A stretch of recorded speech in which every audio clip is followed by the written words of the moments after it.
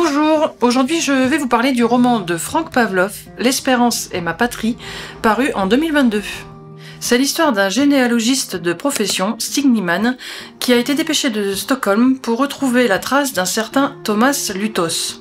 Pour ce faire, il part à Narva, au nord-ouest de l'Estonie, retracer les origines de ce collectionneur né dans cette ville en 1918.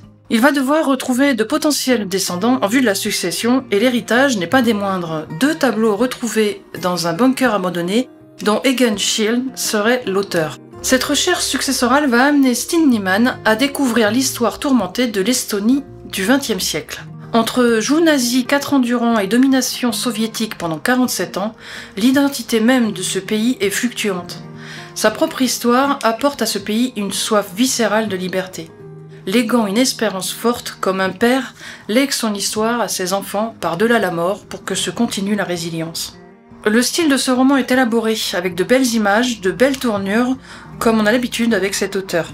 L'histoire qui nous amène à découvrir la richesse de ce petit pays est bien trouvée, malgré quelques passages un peu plats. Les descendants Luna et Lucas, enfants de Thomas, ont chacun une sensibilité propre. Tous deux sont originaires de France. Lui, cristallier, pleure la mort de son fils, culpabilisant de ne pas avoir réussi à le sauver.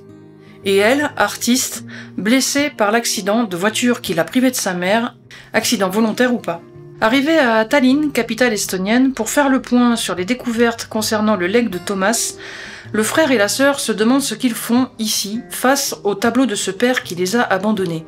Ce legs aura le mérite de rapprocher ce frère et cette sœur que la vie a séparés. C'est un livre original qui nous en apprend sur ce petit pays qu'est l'Estonie et qui nous émeut par cette fratrie retrouvée. Alors je vais vous lire quelques extraits. Alors celui-ci d'abord. Dire autre chose que le vrai n'est pas mentir, romancer le réel, c'est faire un pas vers la complexité de la vérité. Extrait suivant.